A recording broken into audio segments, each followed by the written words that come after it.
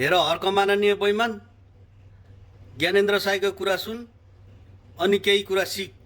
प्रतिपक्षी भयो भन्दैमा जतिखेर पायो त्यतिखेर विरोध मात्रै गरी नराख, केही कुरा सिक। तिमीले विरोध गर्नै पर्छ भन्ने पनि छैन।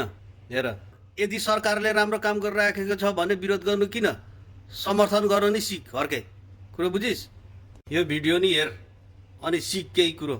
प्रतिपक्ष भनेको सधैँ विरोध गर्ने होइन र यदि राज्यले नीतिभन्दा बाहिर गएर नागरिकलाई आफ्नो शक्तिको दुरुपयोग गर्छ भने त्यतिखेर चाहिँ छाती खोलेर डटेर विरोधको सामना गर्ने हो। त्यो प्रतिपक्षको भूमिका हो। तर राम्रो काम गर्यो भने साथ पनि दिने हो। अब अहिले म चाहिँ यो सुकुम्बासी बस्तीमा जुन डोजर हाने त्यो बस्तीमा अब एउटा आवश्यकता पनि थियो होला, अर्थात् तपाईँ सुकुम्बासीहरू बस्तीहरू सुकुम्बासीलाई जहाँ मन लाग्यो त्यहीँ बस्नुपर्छ भन्ने होइन होइन। सहरमै आएर बस्नुपर्छ भन्ने छैन नि त। काठमाडौँको हकमा गर्ने तपाईँ हामी सबै सुकुम्बासी हो, किन हाम्रो नि काठमाडौँ त बस्नु केही छैन नि त। हो किन नभएको मान्छेको त कसरी सुकुम्बासी, मेरो त केही पनि छैन भने अब काठमाडौँको हकमा त हामी पनि सुकुम्बासी हो भनेपछि अब कुनै सिटीमा जग्गा छैन भन्दैमा त्यो सुकुम्बासी हुँदैन। नेपाल राज्यभरि अधिराज्यभरि कुनै पनि ठाउँमा उसको प्रपर्टी खाना लाउनलाई छ कि छैन पहिला त्यो स्क्यानिङ गरून्।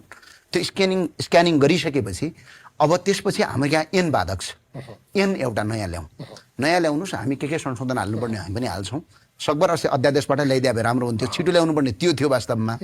अब त्यो आइसकेपछि त्यो एनमा चाहिँ जसको भूमि छैन, जो वास्तविक सुकुम्बासी छन् उनीहरूलाई खाना लाउनका लागि चाहिँ नेपालको कुनै न कुनै ठाउँमा व्यवस्थापन गर्नुपर्छ। तेस्रो कुरा के हो भने जग्गा र जमिन मात्र दिएर हुँदैन। अब त्यसपछि उनीहरूले गरी खाने बाटोको व्यवस्थापन राज्यले गर्नुपर्छ। जस्तै के गर्नु पर्यो, सिप दिनु पर्यो।